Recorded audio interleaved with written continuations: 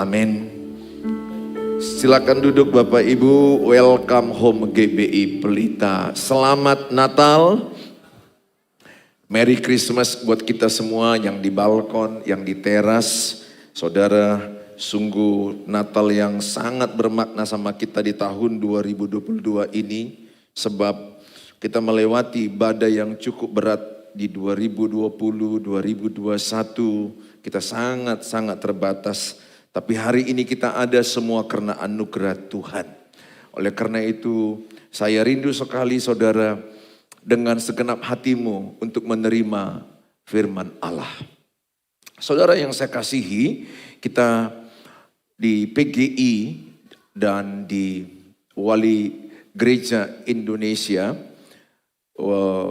KWI mengambil tema maka pulanglah mereka dari negerinya ke jalan lain. Roma 12 ayat yang Roma 2 ayat yang ke-12b. Nah, di GBI mengambil tema Yesus mengubah hidupku. Saya akan ambil natsnya yang diambil oleh PGI dan KWI, Konferensi Wali Gereja Indonesia, Keuskupan Katolik, semuanya mengambil tema dari Matius 2 ayat yang ke-12b. Saya akan membacakan sama-sama Matius 2 ayat 12, sama-sama kita baca. Kalau bisa kita buka sebentar. Mari sama-sama kita baca 1, 2, iya. Dan karena diperingatkan dalam mimpi supaya jangan kembali kepada Herodes, maka pulanglah mereka ke negerinya melalui jalan lain. Banyak orang bertanya, apa arti tema maka pulanglah mereka ke negerinya dari jalan lain? Saya terangkan sejenak dari Matius 2 ayat 1 sampai 12. Matius 2 ayat 1 sampai 12 menceritakan bagaimana orang-orang Majus dari timur mendapatkan mimpi dan mendapatkan pemberitahuan bahwa Mesias Juru Selamat telah lahir.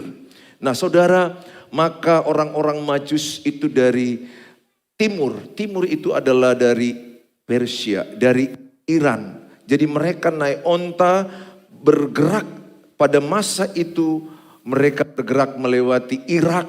Dari Irak mereka melewati Syria. Dari Syria mereka melewati Yordania. Mereka melewati Arab Saudi sampai ke Yerusalem.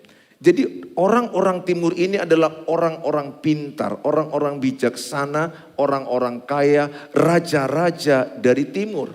Mereka membawa barang-barang yang berharga, emas, kemenyan, dan mur.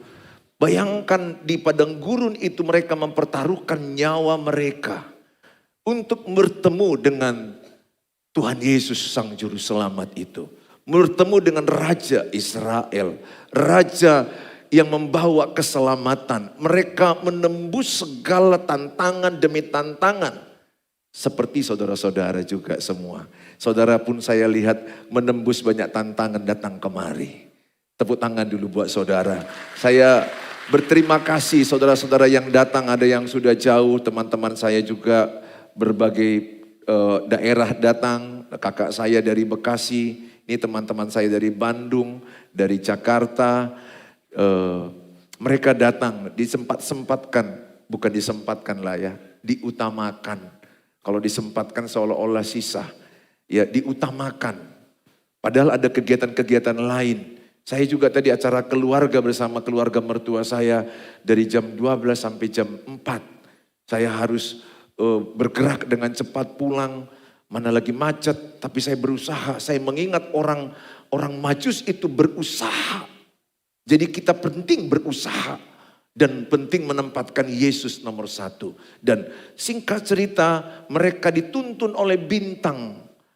Dan mereka mengikuti bintang dan mereka bertemu di Yerusalem dengan Raja Herodes. Dan mereka bertanya kepada Raja Herodes, di manakah Raja Israel, di manakah Mesias itu yang telah lahir itu? Kami mau datang menyembah dia. Herodes terkejut. Dia berpikir sainganku lahir, sainganku datang dan kau mau menyembah Raja Israel, Mesias. Saya rajanya. Dia bersiasat.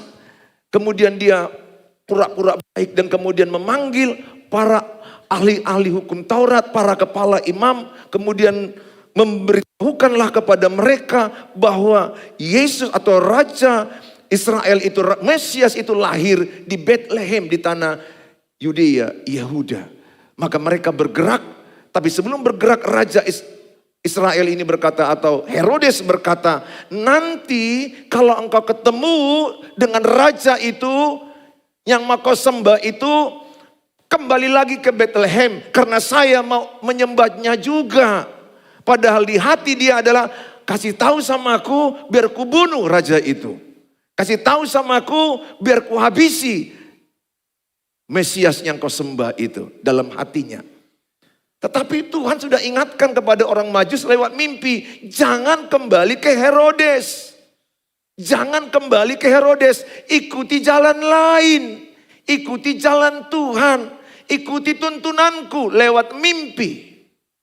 Maka mereka tidak mau kembali. Ketika bintang di atas rumah itu, maka mereka sukacita. Makanya Natal itu adalah sukacita. Meskipun banyak penderitaanmu, belajarlah bersukacita. Di dalam Christmas tidak hanya sukacita. Di dalam Christmas ada juga tears of Christmas. Ada air mata di dalam Natal. Saudara jangan lupa Bunda Maria, ibunya Yesus begitu sakit mengandung dia. Dan semua pintu berkata close, tidak ada tempat. Itu saya yakin karena ini para dokter di sini juga ada sakit. Nggak usah para dokter lah, ibu-ibu, dokter-dokter ini juga kan nggak merasakan. Walaupun ahli kandungan kalian nggak merasakan sakitnya mengangkat berapa kilo itu ya, 3 kilo. Dan begitu sakitnya yang dibawa dia, begitu beratnya. Mungkin sudah mulai kontraksi, udah mulai begitu berat. Aku yakin dia sampai di tempat kandang domba itu, dia melahirkannya dengan air mata. Karena pintu ke pintu menutup, tidak ada tempat. Makanya di balik Natal sukacita itu ada air mata. Saya juga bisa rasakan di antara saudara yang merayakan Natal ini adalah ada air matamu. Ada tantanganmu, ada penderitaanmu, ada kesakitanmu. Mungkin engkau kehilangan orang yang kau cintai. Mungkin engkau punya masalah sakit penyakit. Mungkin engkau punya masalah dalam kehidupanmu. Mungkin engkau punya keuangan yang terpuruk. Usahamu yang tidak berkembang. Anak-anakmu yang tidak bertobat. Banyak aspek yang membuat engkau menderita di Natal ini. Tetapi lahirnya Tuhan Yesus mendatangkan sukacita. Oleh karena itu, sebagaimanapun penderitaanmu, saya mau katakan, tetaplah bersukacita. Sekali lagi ku katakan, bersukacitalah dalam Tuhan. Amin. Meskipun masalah pernikahanmu gak siap-siap, meskipun masalah perang dengan mertua CS gak siap-siap, tetaplah bersukacita. Amin. Eda, yang bereda ini kan banyak perangnya. Saya rindu engkau pulang membawa sukacita dan mengampuni Edamu yang di Balige, Persea yang di Bandung juga. Selesaikan karena Natal itu adalah lahirnya Raja Damai. Saya mengajak sama saudara, maka sukacita. Saya senang saudara tertawa, karena di balik ketawamu pun banyak duka cita. Saudara, dan akhirnya mereka tidak kembali ke Herodes. Karena mereka ingat apa kata Tuhan, jangan kembali ke Herodes. Kenapa? Herodes itu melambangkan hidup lama. Herodes itu melambangkan kebencian. Herodes itu melambangkan iri hati. Herodes itu melambangkan sakit hati. Herodes itu melambangkan ketamakan. Makanya saudara yang di dalam Tuhan Yesus, 2 Korintus 5 ayat 17 berkata, engkau adalah ciptaan baru, yang lama telah berlalu, yang baru telah datang. Jangan balik lagi dengan iri hatimu. Saya berharap di Natal ini, memasuki tahun baru 2023, lewatkan semuanya, tinggalkan semua sakit hatimu, tinggalkan semua iri hatimu. Jangan kembali ke Herodes, jangan kembali ke sakit hatimu, jangan kembali kepada kebencianmu, jangan kembali kepada ketamakan, jangan kembali kepada hidup lamamu, jangan kembali kepada perzinahan. Jangan kembali kepada pornografi. Jangan kembali hal-hal duniawi. Tapi ikutlah tuntunan Tuhan. Jangan kembali ke Herodes. Tinggalkan sakit hatimu. Sesakit hati bagaimanapun cerita hidupmu, kasih Allah lebih besar dari sakit hatimu. Kasih Tuhan lebih besar dari segala kekecewaanmu. Betul, mungkin ceritamu begitu tragis, tapi saya mau katakan, lahirnya Yesus membuat engkau mampu mengampuni orang yang menyakiti engkau. Ingat Matius 5:44, ciri anak Bapa itu memberkati musuh, memberkati orang yang menyakiti. Itu ciri anak Bapa di sorga. Kalau saudara berkata anak Bapa di sorga, engkau memberkati musuh, memberkati orang yang menyakitimu. Jangan kembali ke Herodes. Ikuti jalan Tuhan. Bilang sebelahnya, jangan kembali ke Herodes. Coba lihat matanya, wajahnya, Herodes atau mata Yesus. Kalau mata bengis itu Herodes. Kalau mata tidak mengampuni itu mata Herodes. Biarlah matamu bersinar-sinar. Bukankah kalau kita melihat orang yang pertama kita lihat mukanya.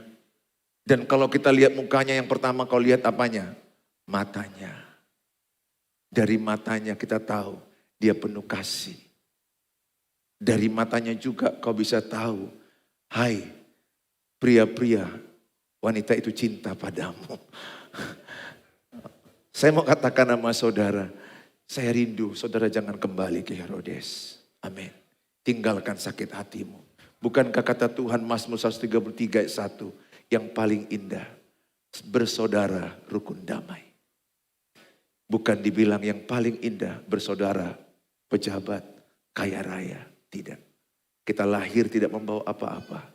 Kita mati tidak membawa apa-apa, saudaraku. Kasihi, ini kesempatan. Kita nggak tahu besok hidup atau mati. Selagi engkau masih hidup, sayangi orang tuamu, hormati orang tuamu. Engkau tidak tahu kapan orang tuamu dipanggil Tuhan. Saya masih punya mama. Saya senang mengunjungi dia. Kadang-kadang dia hanya tidur di tempat tidur. Buang air kecil, buang air besar. Dengan senang hati aku menggantikan popoknya. Dengan senang hati aku memandikan dia. Dia tidur kadang-kadang aku pegang-pegang aja tangannya. Sambil nyanyi-nyanyi dia tidur. Ku ingat dulu, kok ku ingat? Mana ingat aku waktu bayi ya?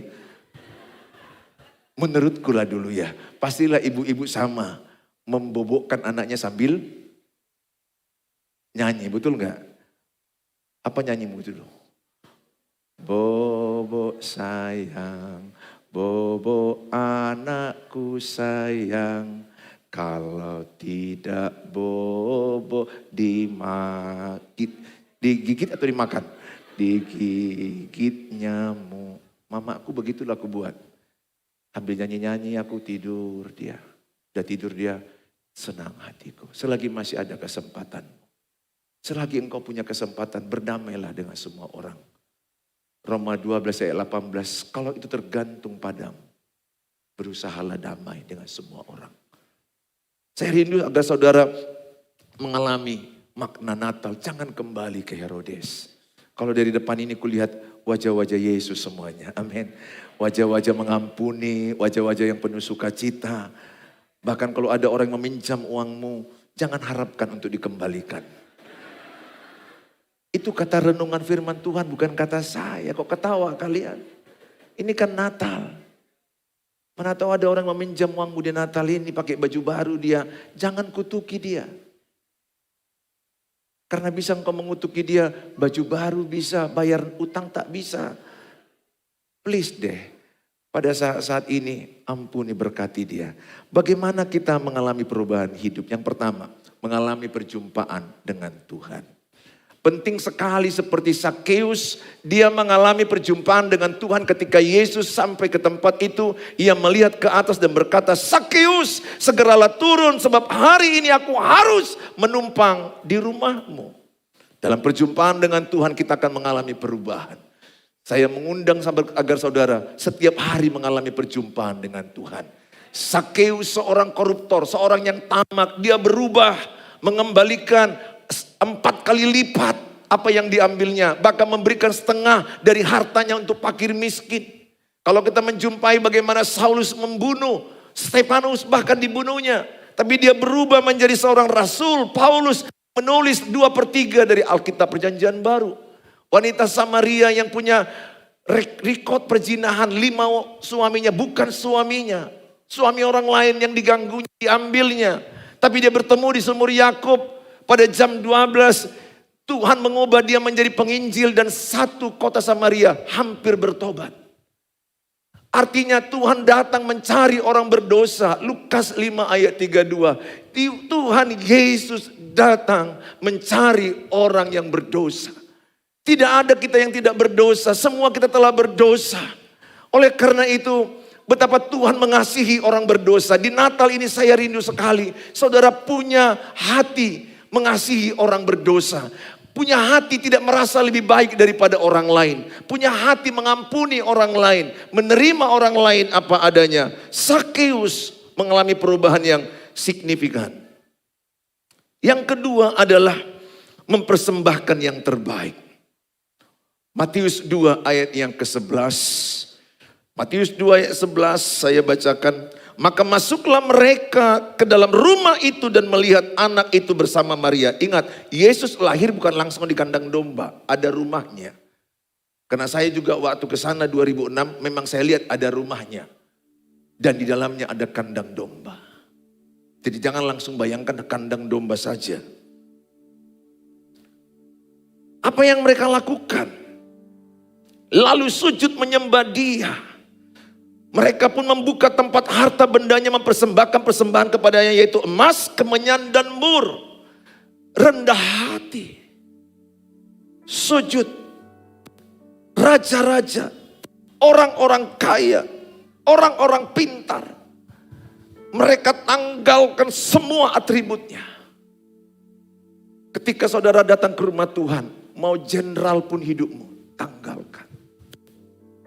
Sekaya apa hidupmu, tanggalkan. Lihat Tuhan Yesus, Dia mengosongkan dirinya, mengosongkan kealahannya.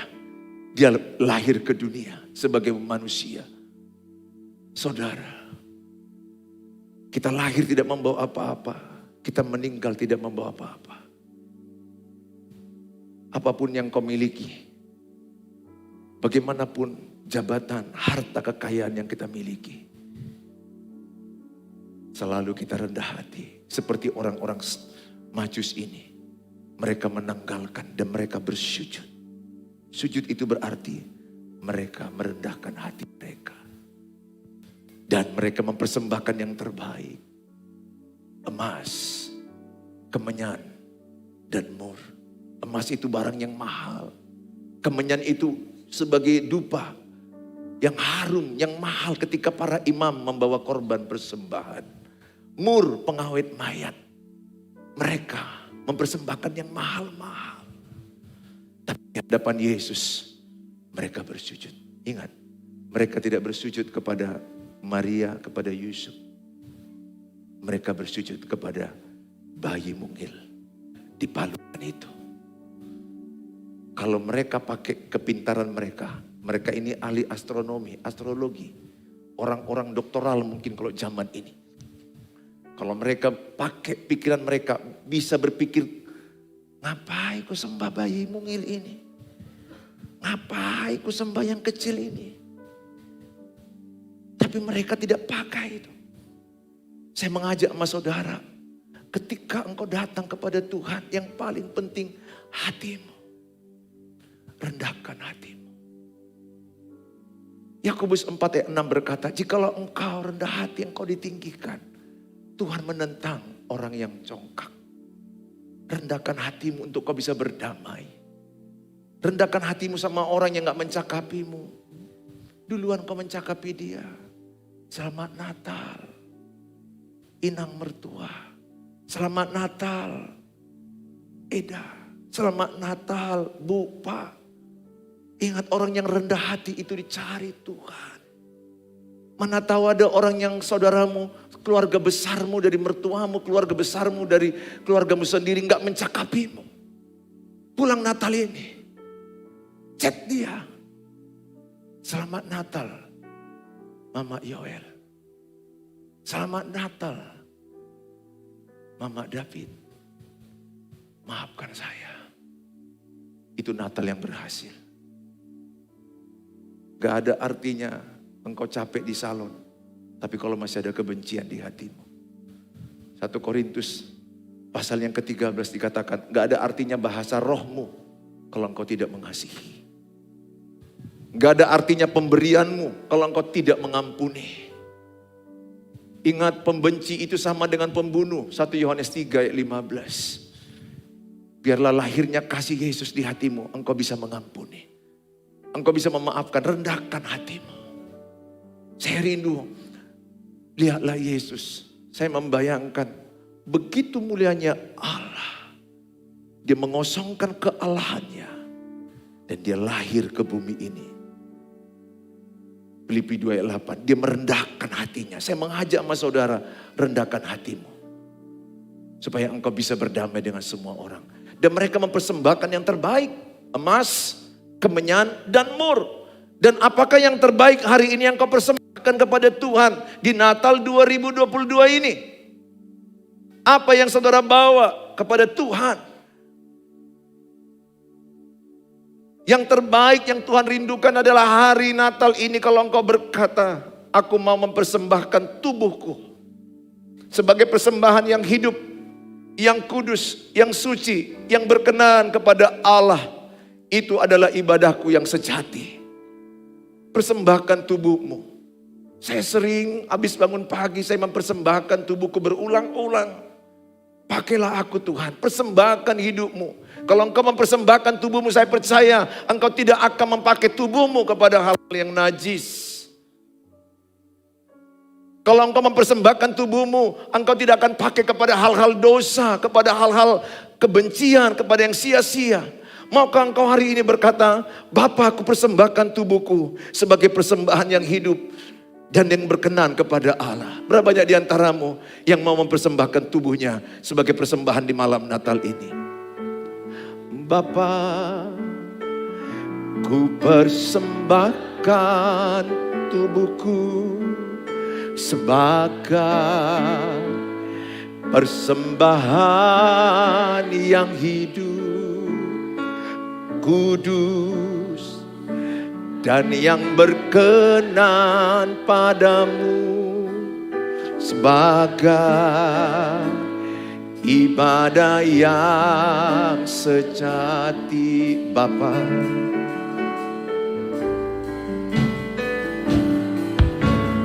Bapa, ku persembahkan tubuhku sebagai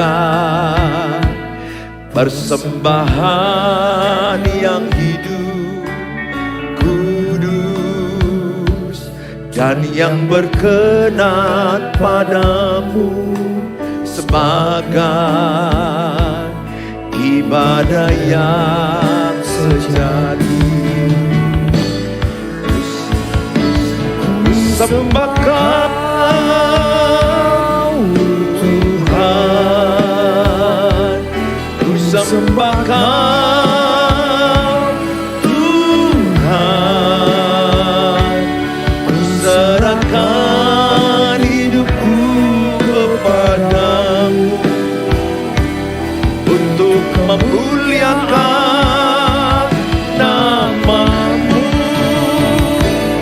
Ku sembahkan Tuhan, ku sembahkan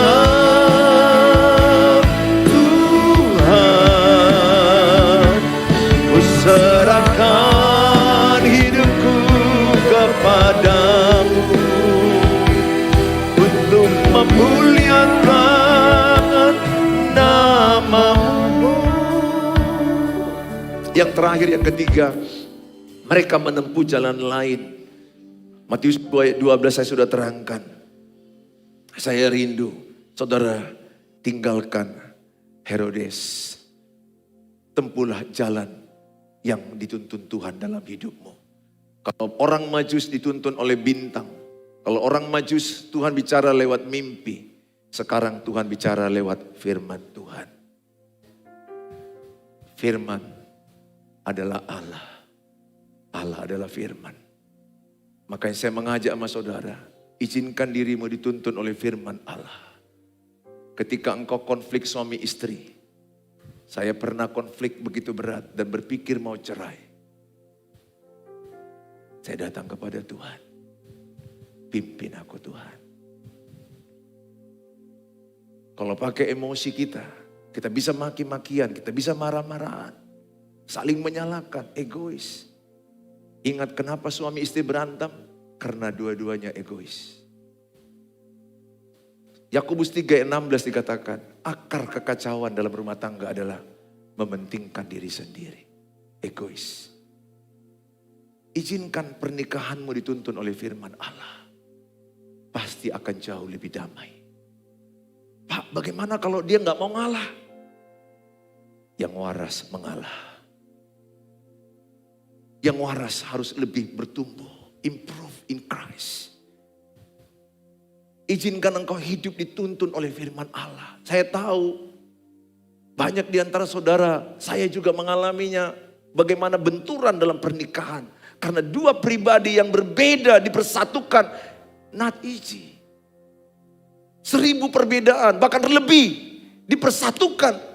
Gak mudah. Itu hanya bisa dengan kasih Yesus.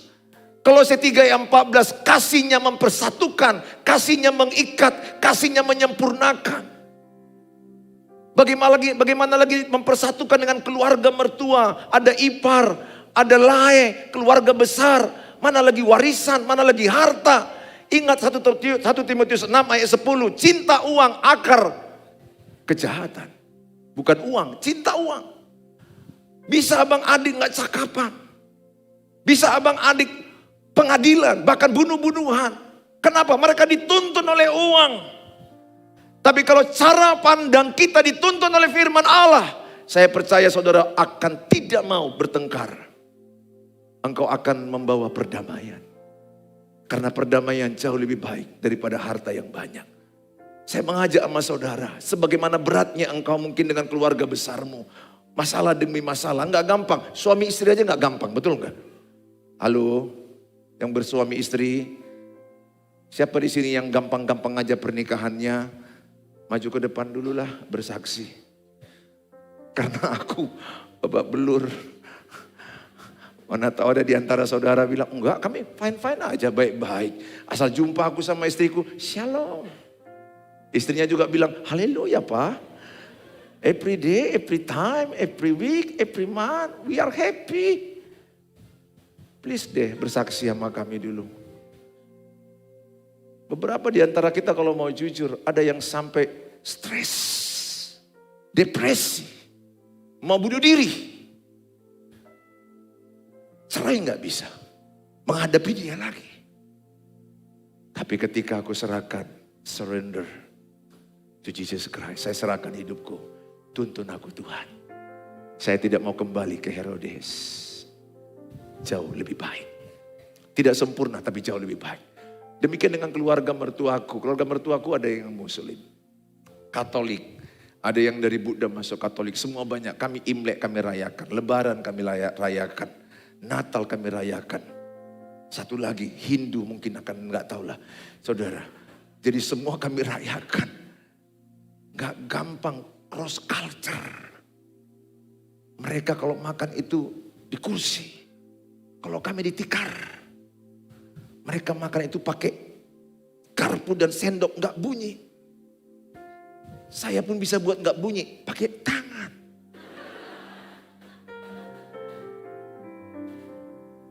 Saya biasanya habis makan itu sendawa, di sana nggak bisa. Kok tanta? Keluar dari bawah. Itu lebih repot. Biasanya aku habis makan congkel gigi, situ nggak bisa. Ada congkel gigi. Mereka pakai benang itu yang agak mahal gini. Kalau bisa lidi. Kan kalau kita beli pecel kan ada lidinya itu kan. Itu aja sekaligus. Bongkar pasang. Cross culture nggak gampang. Tapi bersama Roh Kudus saya dipimpin dengan firman Allah. Saya bisa membawa damai. Saudara, biarkan dirimu dituntun oleh firman Allah. Saya mengajak sama saudara, demikian juga dalam usaha, dalam pekerjaan. Jangan mau dipimpin oleh dunia ini. Terlalu bising dunia ini. Punyalah waktu saat teduh. Matius 6 ayat 33, cari dahulu kerajaan Allah. Supaya engkau dituntun dalam firman Allah. Demikian juga wanita, anak-anak gadis, anak-anak muda memilih pasangan hidup dengan terang firman Allah. Hanya dua yang gak boleh salah dalam hidup ini. Satu, jangan salah juru selamatmu. Tuhan Yesus sudah benar. Yang kedua, jangan salah kau memilih pasangan hidup. Kalau kau salah, akibatnya berat. Be careful, hati-hati. Libatkan Tuhan, libatkan mentormu, libatkan gembala aikermu, orang tuamu, pendeta bila perlu. Ayahmu jauh lebih cepat mencium mana laki-laki yang benar, mana laki-laki yang tidak benar. Karena kami laki-laki. Tahu kami, lihat matanya, lihat gayanya, playboy. Enggak menghakimi, langsung nampak napas itu. Tahu kita, lemparkan pertanyaan 2, 3, 4, 5. Saya bisa rasakan. Ini playboy cap kambing. Ada loh orang juga playboy cap salib, betul nggak saudara? Saya benar. Ibu juga lebih mengerti wanita mana yang setia, yang benar. Karena mereka wanita. Libatkan. Tepuk tangan bagi Tuhan Yesus, haleluya.